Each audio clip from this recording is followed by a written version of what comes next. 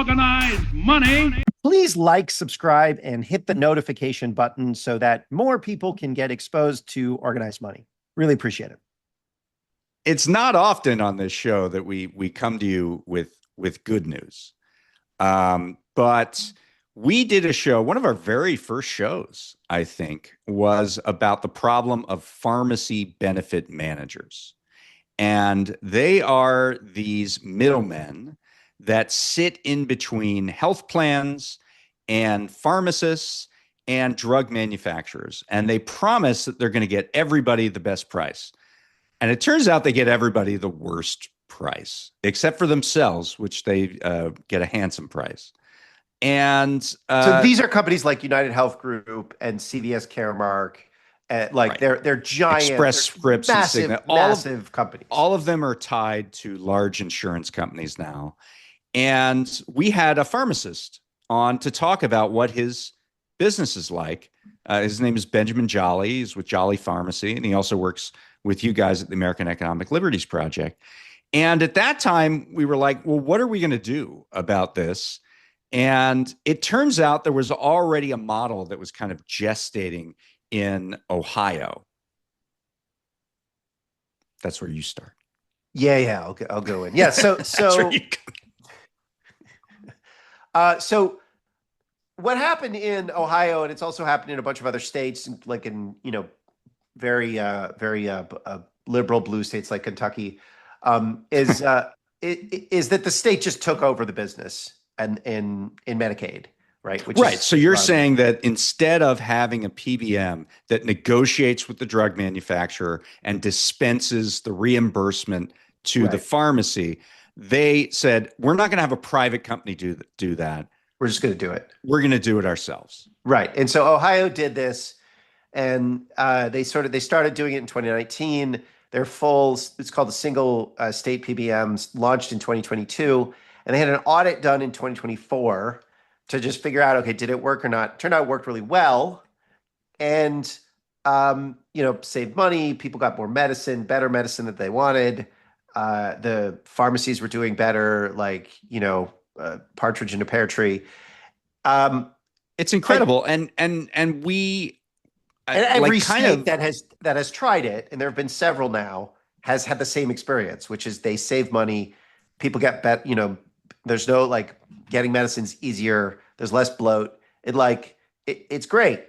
And the origins of this are basically one guy, the PBM Hitman, essentially, who figured out the pricing inequities in this system in Ohio and testified before the legislature and got them to change their system, and subsequently got other states to follow suit. And his name is Antonio Ciaccia, and he is with a consultant now called 3-Axis Advisors.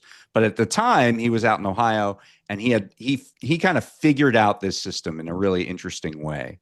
And so we decided we're going to bring on Antonio, and we're going to bring on Ben Jolly again to talk about this kind of transformational change at least in the PBM market that contracts with states. All right. Well, organized money. Here we go. Antonio, your story is pretty remarkable. So you've probably caused large, PBMs like United Health Group's OptumRx and CMS Caremark, and you've probably cost them tens, maybe hundreds of billions of dollars in various fees and scams. So I listened to your testimony in front of the Ohio legislature. I think it was like this week or last week or something. And I learned that you got set on your path by failing organic chemistry in college or just really hating the course. So tell us your story. Like, how did you get in the pricing side of pharma, and give hope to people who hate organic chem in college? Well, my dad's a hospital pharmacist of 40 years, and I always wanted to be like him. And I worked as a pharmacy technician for a few years. So I was like, yeah, I'll be a pharmacist. This is great. And I went to Ohio State, started the pre-pharmacy curriculum, and then voila, I hit organic chemistry. I was like, I'm not that interested in this any longer. And so I pivoted and said, the hell with pharmacy, and got into journalism and political science. And voila, I ended up right back where I started, pharmacy. So you after like okay, so you got into political science journalism, like eventually you wound up like at a trade association working for pharmacies, right? And you started hearing some weird things about pricing that didn't make sense. So tell us, like, walk us through that period. This was, I guess, 2017, 2018, 2016. Like, walk us through your experience uncovering this, what was going on. Yeah, when you work for a trade association, you're ultimately the complaints department, right? And pharmacies were complaining that they were dealing with unsustainable reimbursements in the Ohio Medicaid program. And they expect you at the trade association to solve the problems, right? Go to lawmakers and somehow fix this. Well, when I went to lawmakers or I went to the state Medicaid department, they looked at me like I was crazy. They said, "We don't believe you. You're just another provider group complaining about money. Get in line." But in their defense, they're looking at their numbers and it says that their drug costs are going up. So from their perception, they're investing more and anticipating that more is spitting out at the end. Well, we decided to start downloading publicly available data files from CMS that Wait. show. So you're saying that the pharmacies themselves were getting less and less and less, but the state was spending more and more and more, right? Bingo. Okay. 100%. All right. So the administration at the time we didn't feel was being overly forthcoming with information. Understandably, executive branches of government exist for self-preservation, right? They want to protect the shield just like any company does, right? And so when I felt that we were not getting sufficient information, whether that perception was right or wrong, we knew that there was something there. So we started downloading files from CMS that showed that the underlying costs of medicines were going down over this. Wait, CMS is Centers for what is? It's the Centers for Medicare and Medicaid Services. Okay, so this is like the federal, like we spend a lot of money on drugs. They have databases that are available online. Yeah, for nerds, okay. right? So we nerds start saying, we're not getting answers. Let's go find them. And so thankfully, the federal government had at least a little bit of transparent data that showed us that the underlying costs of medicines were going down at this period, but the cost to Medicaid programs like Ohio and others were actually going up. And so after we turned that data over to the administration, we felt that we weren't getting, again, sufficient response. So I went to the Columbus Dispatch and gave them the data, gave it to Bloomberg News. Robert Langreth over there gave them the data. And then we decided to publish it. And at that point, all hell broke loose because they called for an audit and eventually discovered that these crumb trails that we were creating with public data turned into $245 million of fluff baked in between the transaction of what pharmacies were being paid versus what Ohio Medicaid was being charged by pharmacy benefit managers who were operating inside that program. Right. And so they're the middlemen. And this whole thing to me, it has always seemed to me to be about an information advantage. The PBMs know where the money is going and no one else does. So just by way of example of this, and Ben, you can jump in here too. If I asked you, I have a drug that I take and what's the price? Like, could you tell me what the actual price was? Is there a single price for a particular drug? No, there are a lot of different prices for the same drug. Yes, and that's the problem because the PBM knows what those prices are, and you don't. You're a pharmacist. You're telling me there's no one price. Antonio, you were the head of a pharmacy association. You're telling me there's no one price, and the Medicaid program doesn't really know what the single price is in the various states, but somebody knows, and that's how they make the money. Am I getting that right? Yeah. Look, we have an entire podcast series devoted to drug pricing benchmarks. There are many different ways that you could attempt to quantify the price of a drug. And there are different benchmarks that you could use to do that. That's the problem, right? If you need multiple benchmarks to try and surround the real price of a drug, the lesson is there is no such thing as the price for a drug. We have a system that is built on price discrimination, and it is extreme price discrimination from those that are getting the best deals, the biggest discounts, to those who are stuck paying the full bloated list price that nobody was supposed to pay. And the differences aren't pennies. They can be thousands of dollars on an individual prescription drug claim. Right. And so when you're talking about there's this price discrimination, you're talking about it at the individual level, but it's also kind of at the pharmacy level, right? I mean, there is a different price in terms of reimbursement that is given to different pharmacies. And as you're in your job, you were representing pharmacies that were really struggling because they were getting a different price. Yep, there were two different realities, right? We typically refer to this as divergent drug pricing experiences. We've looked at this from pharmacies. I love these euphemisms. Pharmacy has one experience, right? Ohio Medicaid had a different one. Pennsylvania Medicaid had a different one. Kentucky Medicaid. You could see from state to state the same drug priced at the same time could be the difference of $10 a pill versus $300 a pill, all at the same time. Right. And that's just looking at Medicaid. That's just looking at state by state.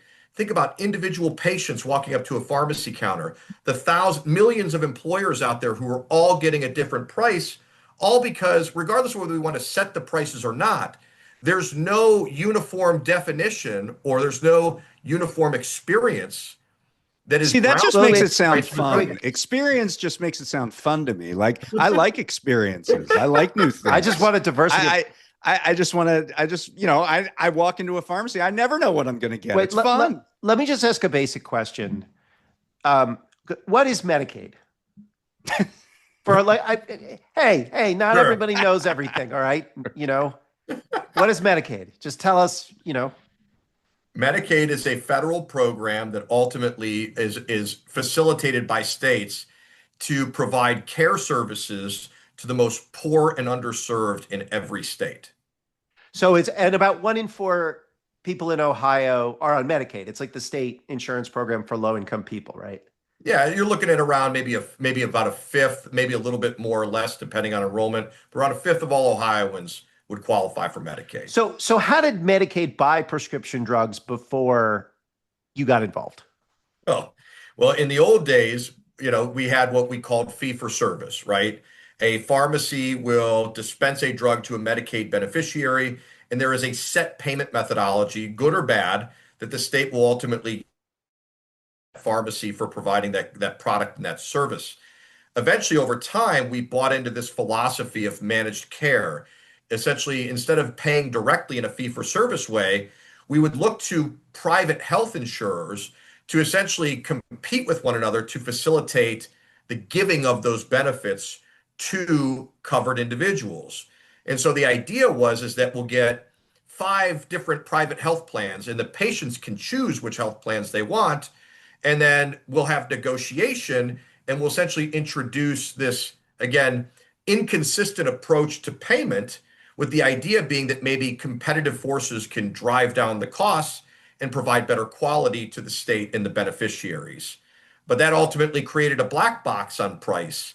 That inconsistency, again, better or worse, ultimately enabled the opacity of drug pricing to enter the Medicaid program in Ohio and other states across the country, at which point PBMs, who were working on behalf of those private insurance companies, got to invent the prices of whatever they decided to pay pharmacies, and then create a different price that they then invoice to the state Medicaid program. All right. And you say this is not just limited to Ohio. Maybe that's where Ben can come in, because this is a national problem that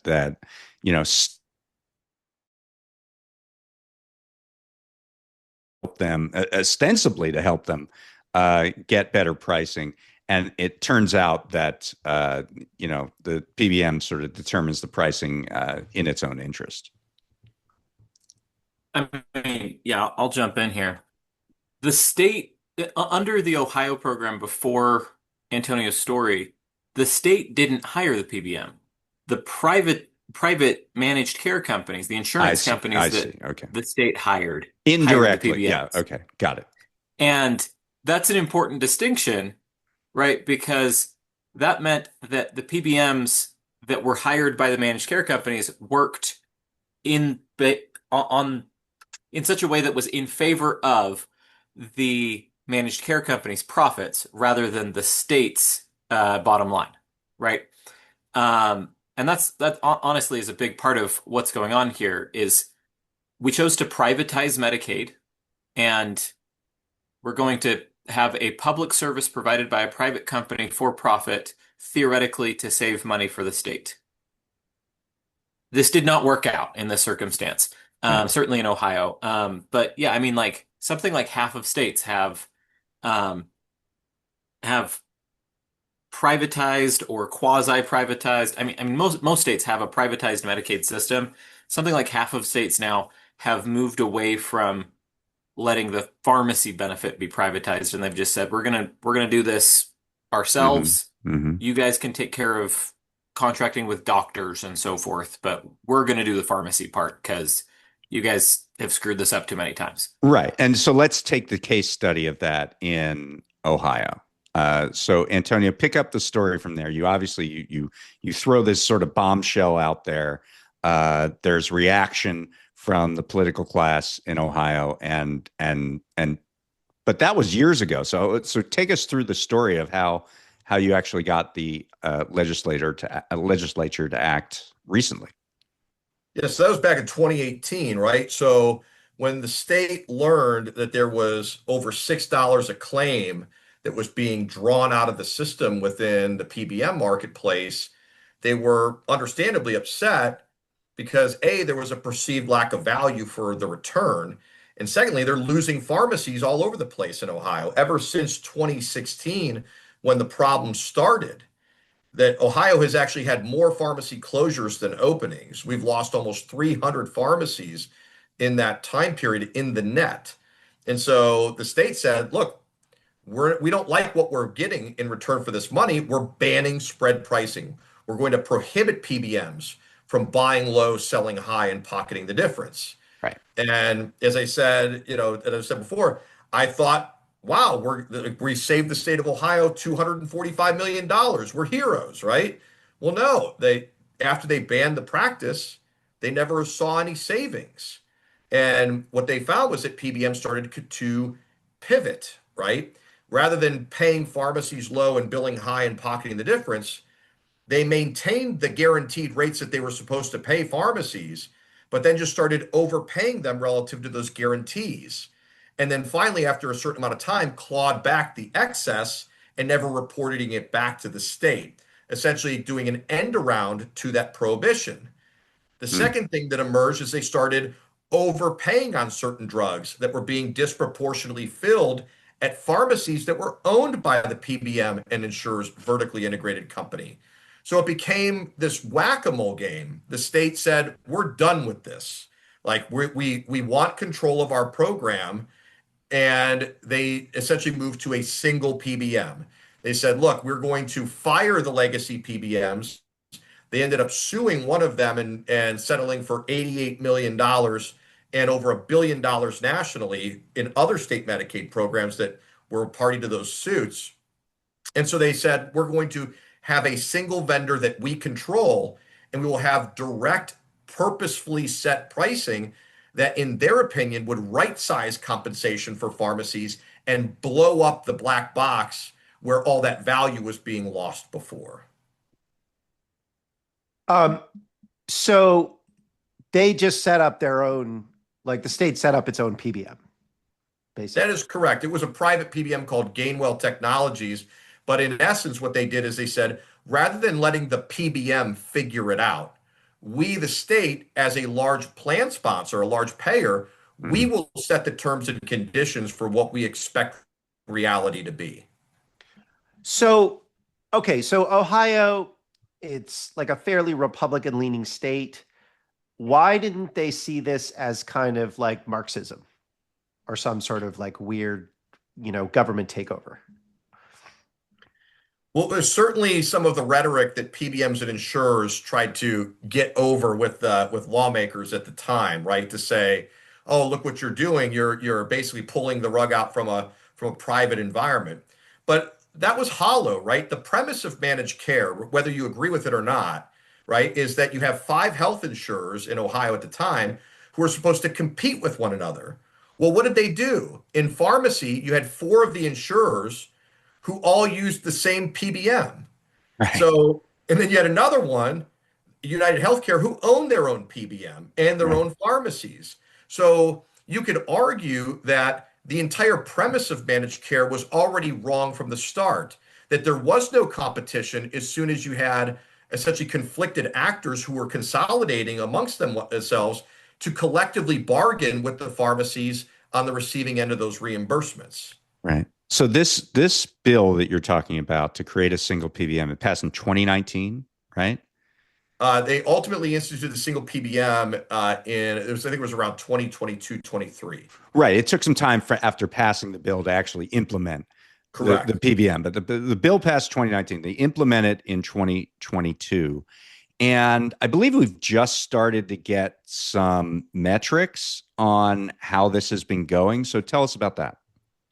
So there's two main things to consider here. One is when we were running the numbers back in 2018, we estimated that pharmacy margins were about $3 above their acquisition costs. We were using a benchmark called NADAC, National Average Drug Acquisition Cost. But just think of it this Mhm. way, our numbers showed that pharmacies were making about $3 relative to this benchmark. So way under what the typical pharmacy would need to cover their overhead. Well, if the spread was over $6, that means that the state was essentially being charged around $9 in markup under the old model, six of which was going to the PBM.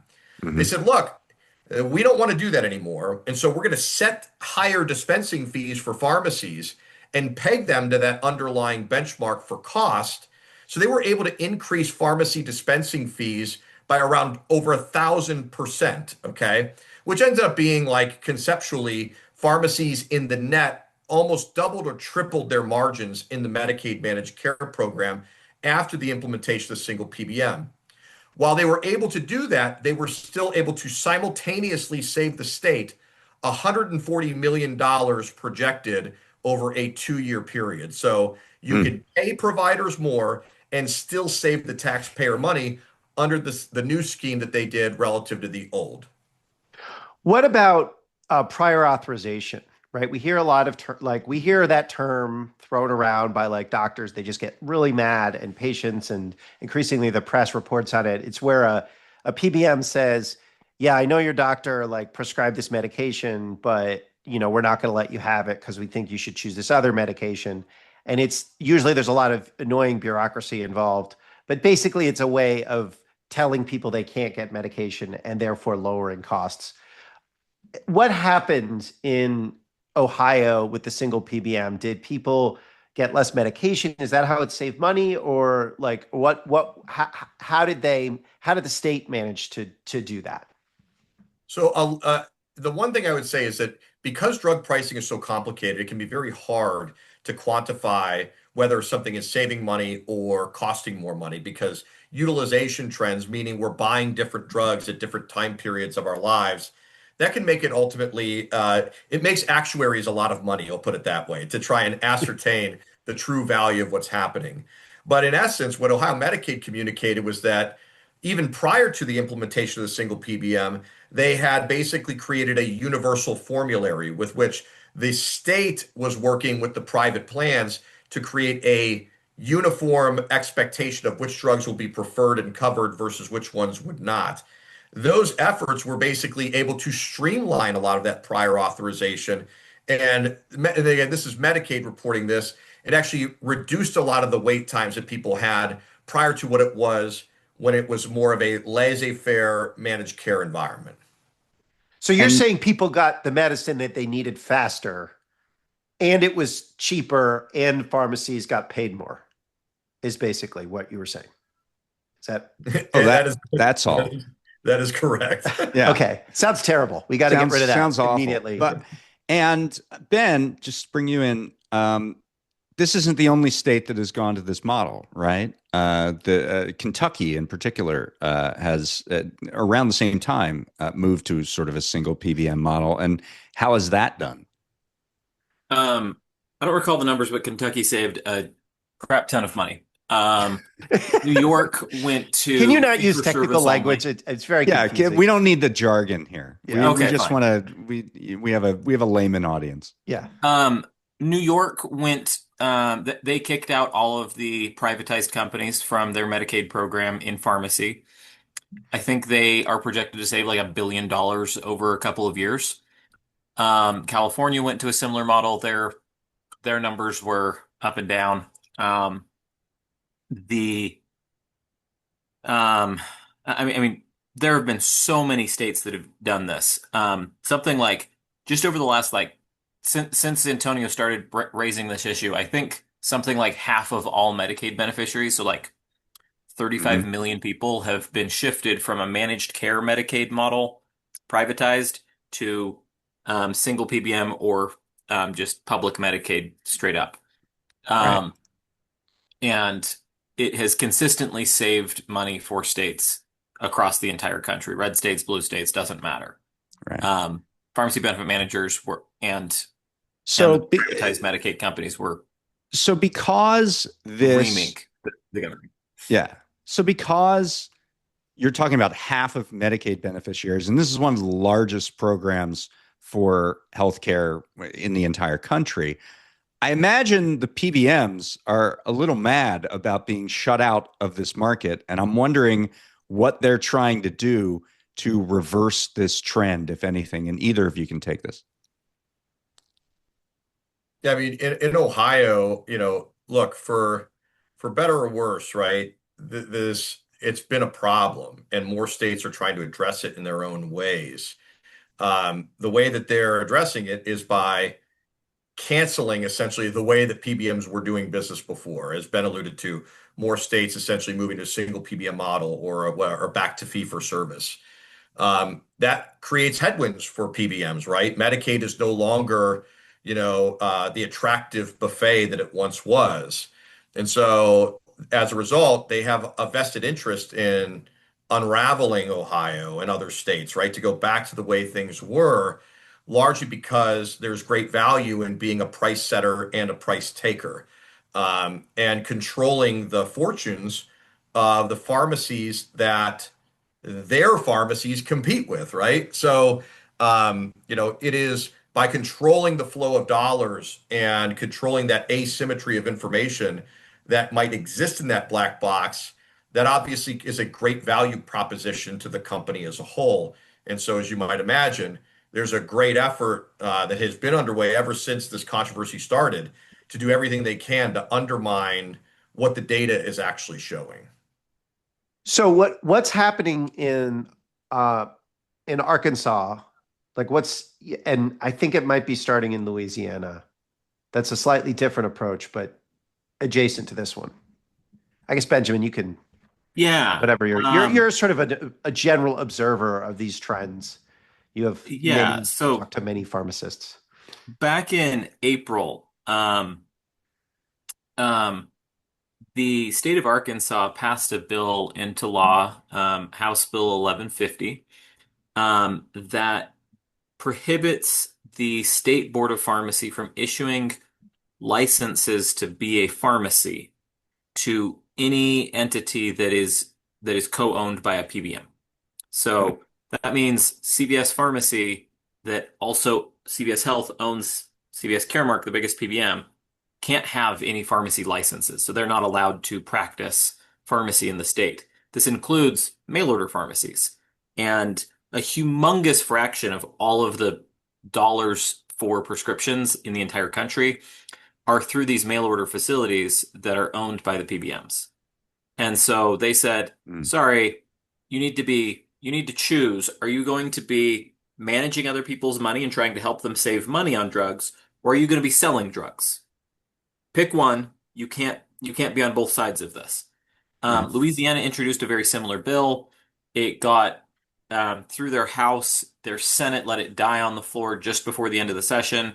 Mm. CVS Health freaked out about this and um, appropriated the state health plan database to text all of the state employees to say, "Hi, you're not going to be able to use CVS Pharmacy anymore. Call your legislator right now." And they also did this to all of the people who had filled prescriptions at CVS pharmacies recently. So the Louisiana Attorney General is rather upset about this, understandably, that they, took the state health plan database allegedly, and texted all of the state employees and said, "Oh my gosh, they're going to pass this bill." And so anyway, so the governor is likely to call a special session of the legislature to pass a bill that says you can't be a pharmacy benefit manager and a pharmacy.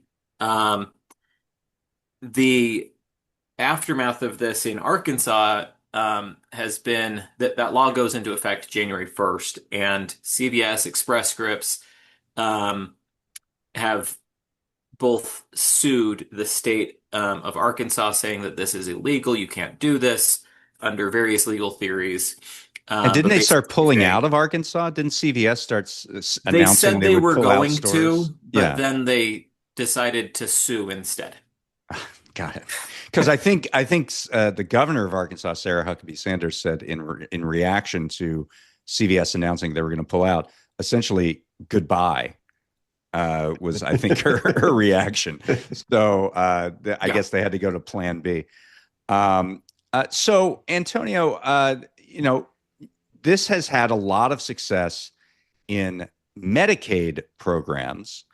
Now, at the federal level, when I hear about Medicare and prescription drugs, I hear about these price negotiations that are going on that have, they're very deliberate. They have a very specific type of range of prices that they can get to, et cetera.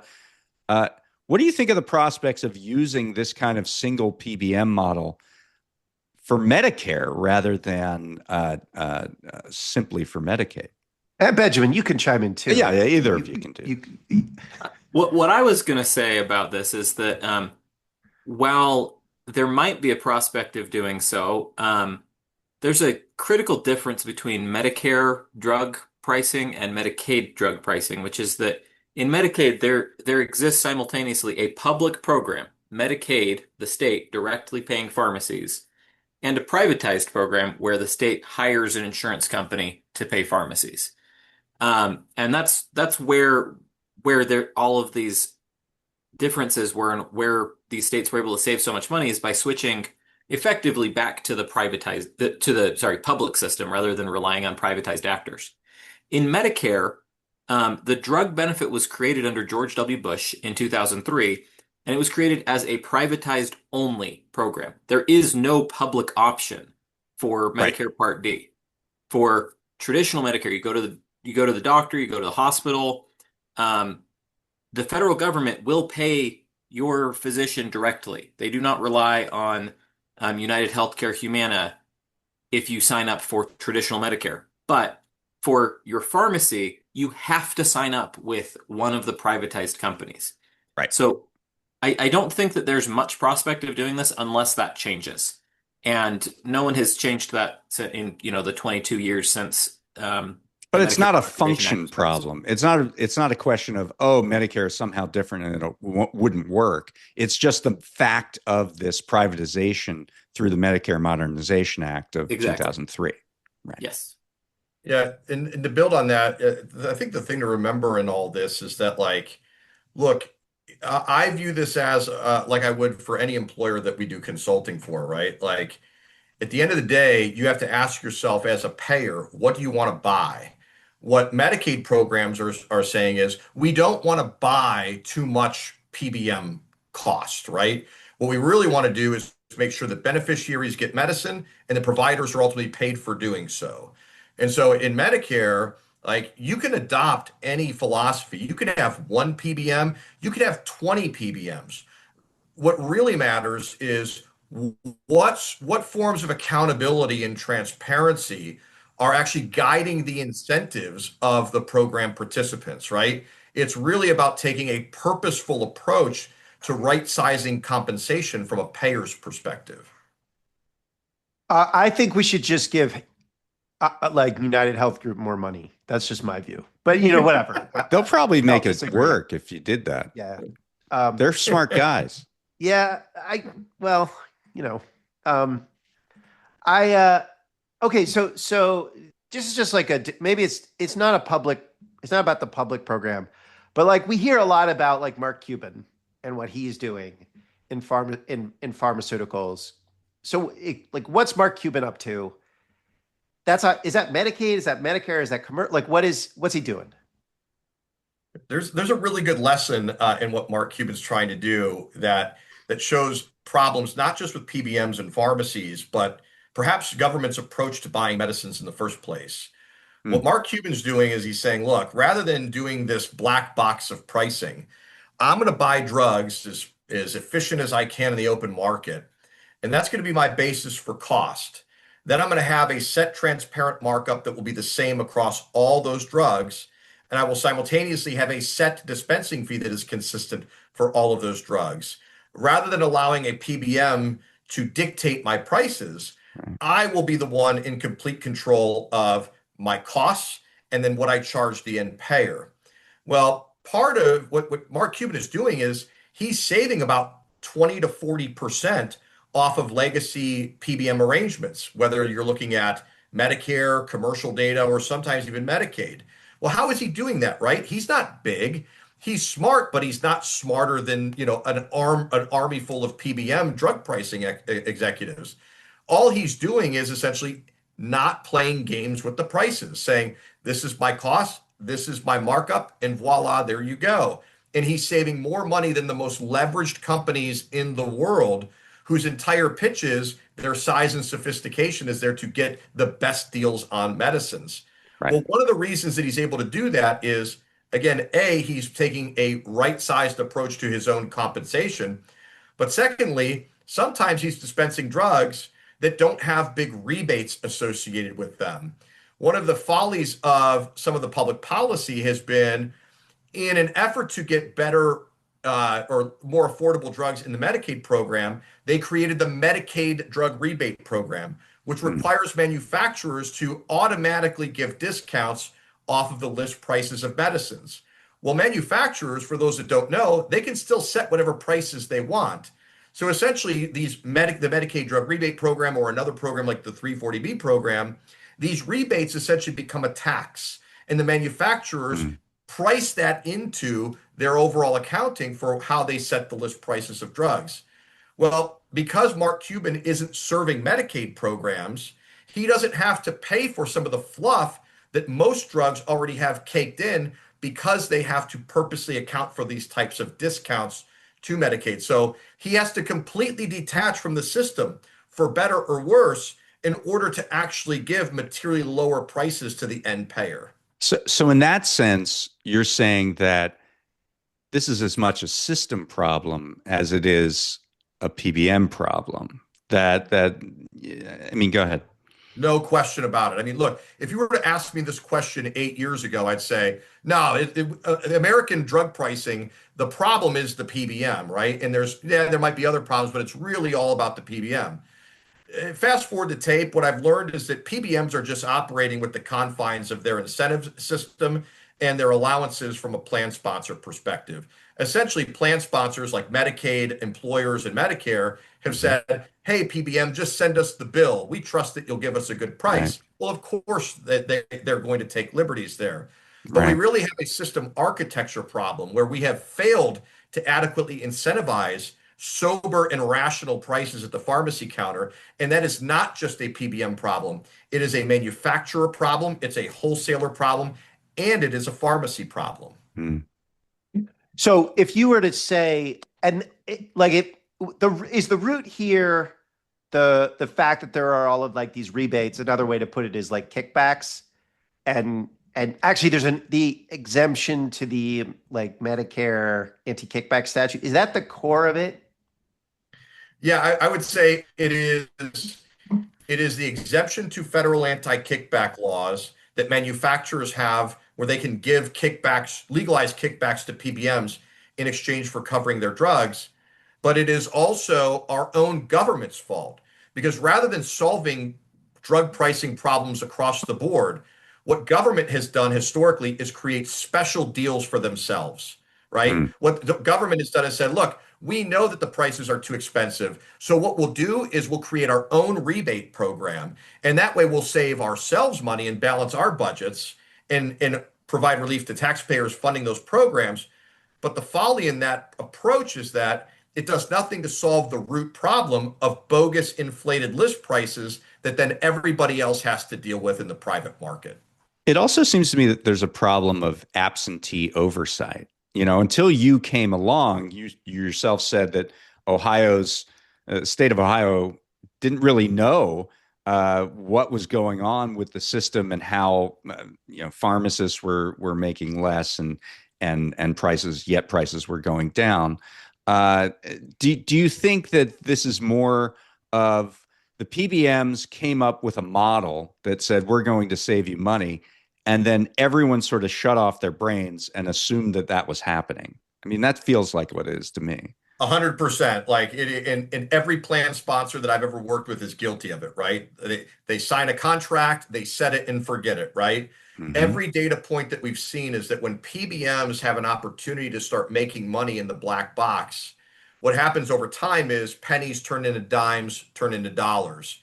And be Yeah, clear, if PBMs didn't exist, other members of the supply chain would be doing the exact same thing, right? If right. you're not going to provide adequate accounting and oversight of what you're buying and right sizing compensation for those who are providing services to you, you should expect that publicly traded companies who have fiduciary obligations to Right. make more money will go make more money at You your know, at your expense. it's Yeah. funny. I was thinking about PBMs when we were remember did we were interviewing Rich Ham, he's a Yeah. specialist in corporate procurement, and he has clients who buy like lots of uniforms or like security guard services. And he actually said the same thing where he's like, they sign up for these contracts which pledge to save them money, but then they don't do any oversight or management.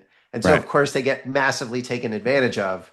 And Yeah, it's there's like a this same massive, story. it's a huge absentee problem. And also, like, determinedly going in to fix half the problem. Like, we're going to do a rebate, but, but drug companies can still set their own prices. So, like, a rebate is, oh, it was a $50 product and now it's on sale for $59.99. I mean, like, it's completely ridiculous. There are no meaningful incentives for manufacturers to charge low prices products, right? Like that feels obvious, right? But what we Yeah. rely on in a market is that competition will put market participants in a position to underbid one another to gain Right. market share. In the drug business, it's the opposite.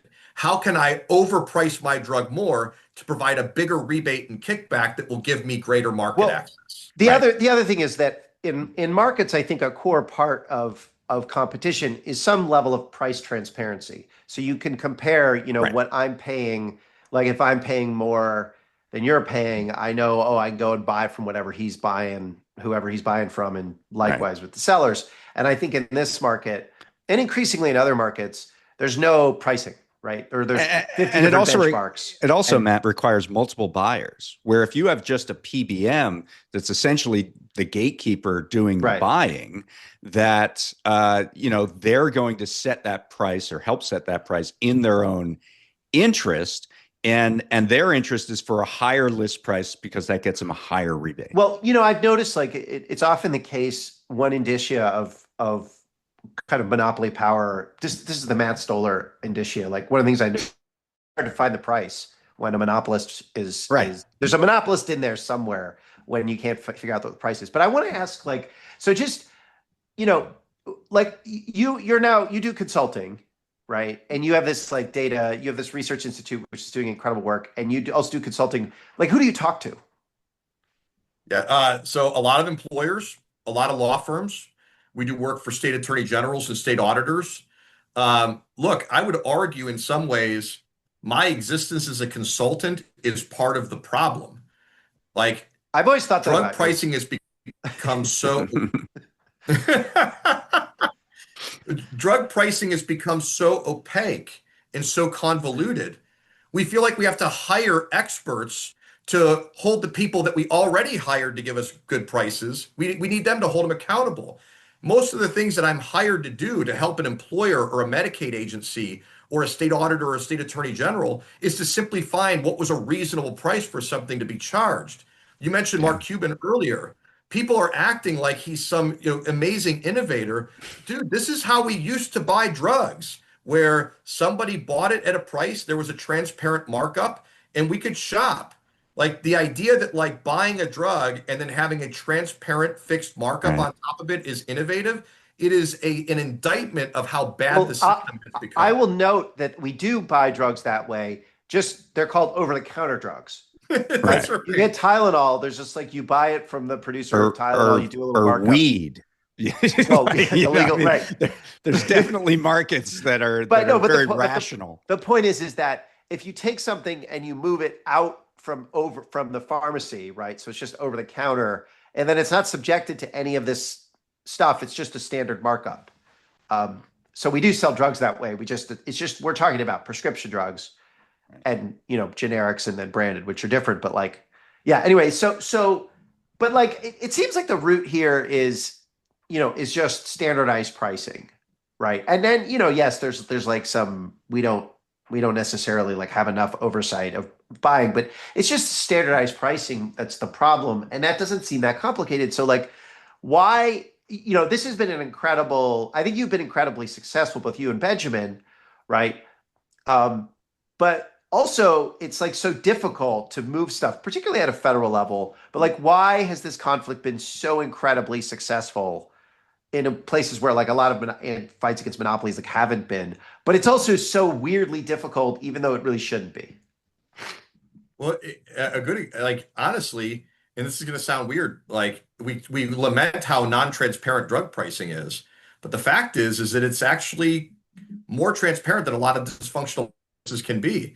We have tons of great data from Medicare and Medicaid. You have people like Mark Cuban or Nate Hucks at Freedom Pharmacy here in Ohio that are publishing their prices. And the second that you get visibility into the real underlying cost of something, well, then when you compare it to what has been the legacy charges, that's when you're like, oh my God, this is a scam, right? But that is only possible when you have access to transparent information around what the true underlying costs of medicines are. Yeah.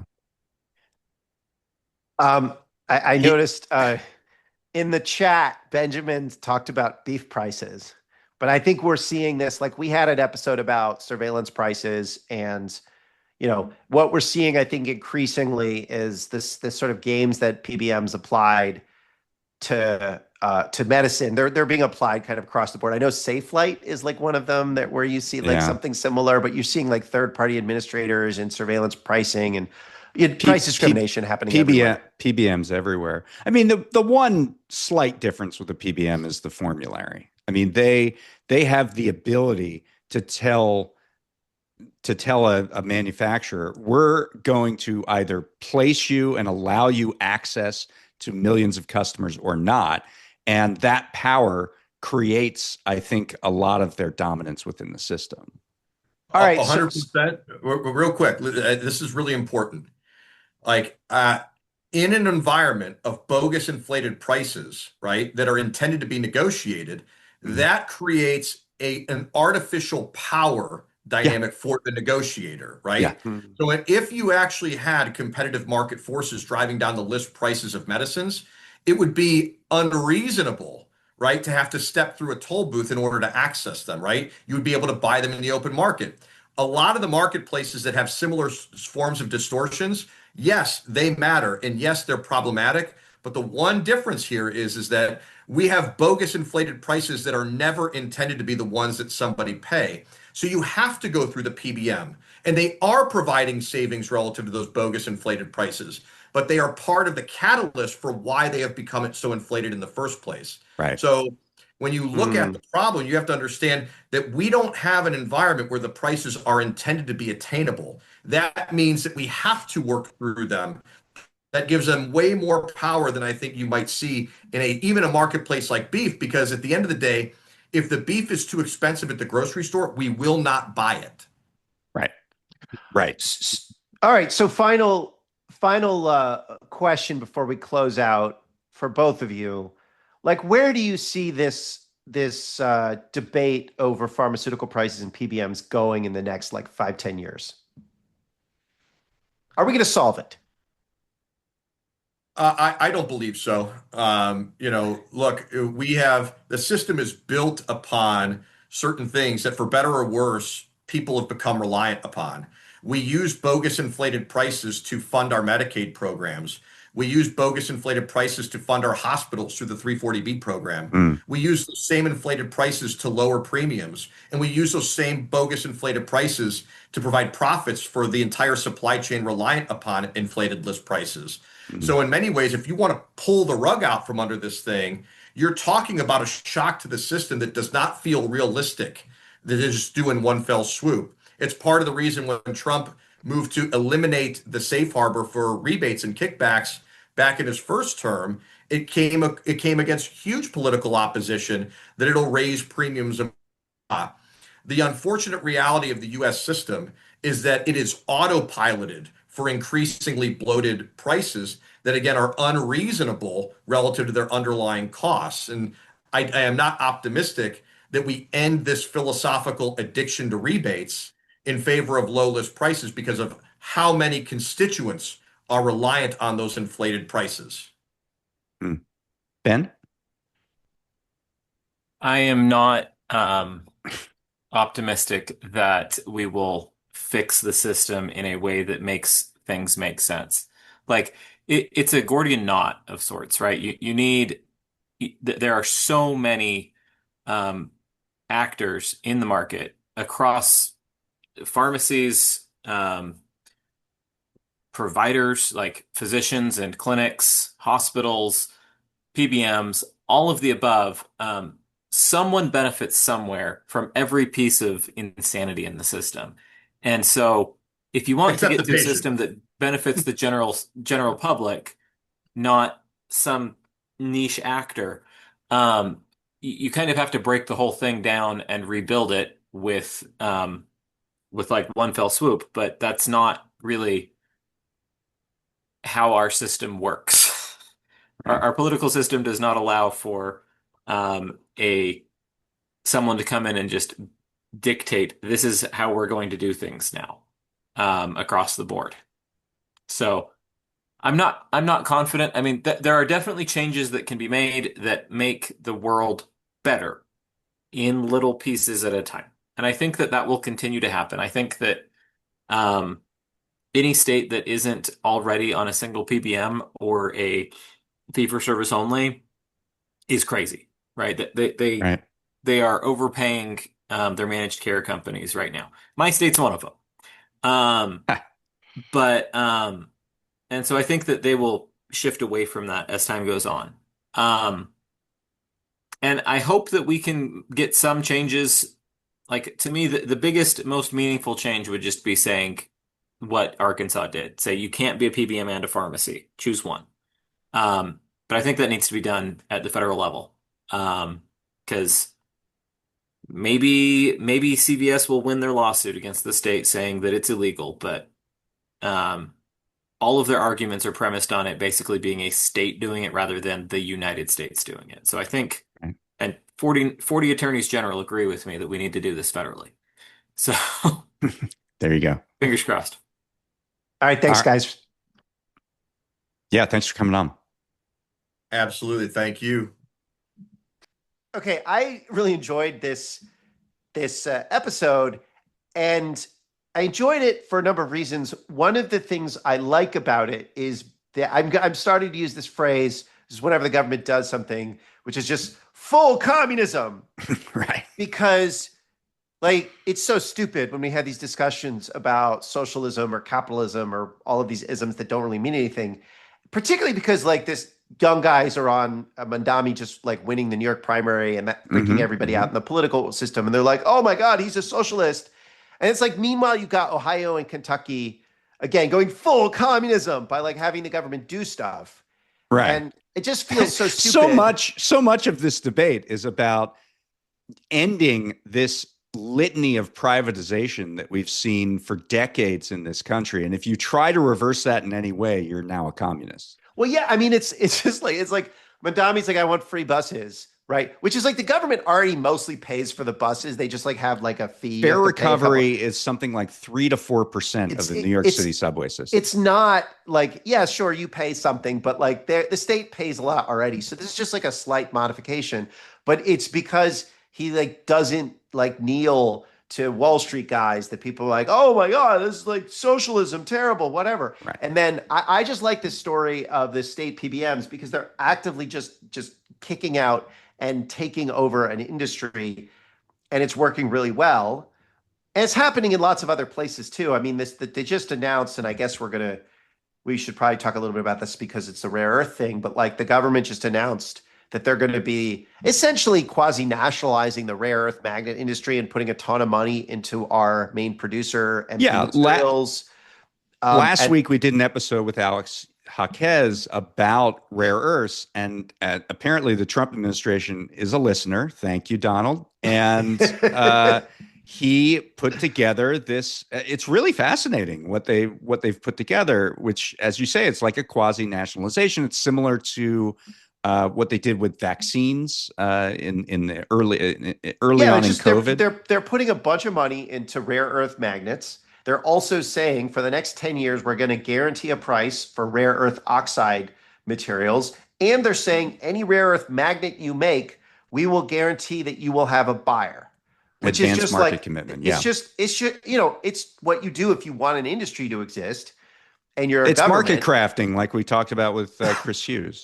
That's right. And so why is that like not Marxist versus like what Zoran Mandami wants to do, which is like slightly change the price of buses? It's also stupid. Anyway, but I really like this story because it just shows that there really is a place for the state to do stuff, right? Right. And actually it helped a lot of businesses. Pharmacies are businesses, and it helped a lot of pharmacists. So and doctors, right? Why it was are a we business. It was a Yeah. business-friendly solution. It was a patient-friendly solution, and ultimately, it was a deficit-friendly solution in that it saved money for the state. It was a win-win-win, and look at that. Look what you can do when you actually try to act in the best interest of making a market harmonious. I guess the last thing I would say is what do you think about like when I was like, can this be fixed? And they were both like, no. Well, I think if you're that deep in the system, you don't celebrate these real victories as wins until you get everybody out of the system. Like, Ben Jolly is sitting there. All these states have moved away from the private PBM model in Medicaid, and his state hasn't. So of course he doesn't think he's going to be optimistic about it because it's not working for him. Yeah, I don't know. Maybe I'm stupid or just like naive, but I don't know. I feel like there really is. People are really mad. I mean, there really is. There's a lot of pressure on PBMs from a lot of different angles, like we talked about, not just sort of the states wanting to get back their Medicaid programs, but people like Mark Cuban and other models that are challenging the big three PBMs. Also, if you had come to me like 15 years ago or 10 years ago, I don't know, if you had come to me in like 2012, right, and you had said, who the main political figure of the next 20 years is going to be, who's going to dominate all politics, and everyone's going to be talking about it, Donald Trump. He's going to be elected president twice. Right. And he's going to really like change everything in the Republic. I'd be like, yeah, that's whatever. That's like nonsense. Right. Okay. Things can change. Right. That's the point is that like big things can change. Yeah. So this is nothing that a good stock market crash won't fix. All right. There you go. We are going to come back next week with another great episode of Organized Money.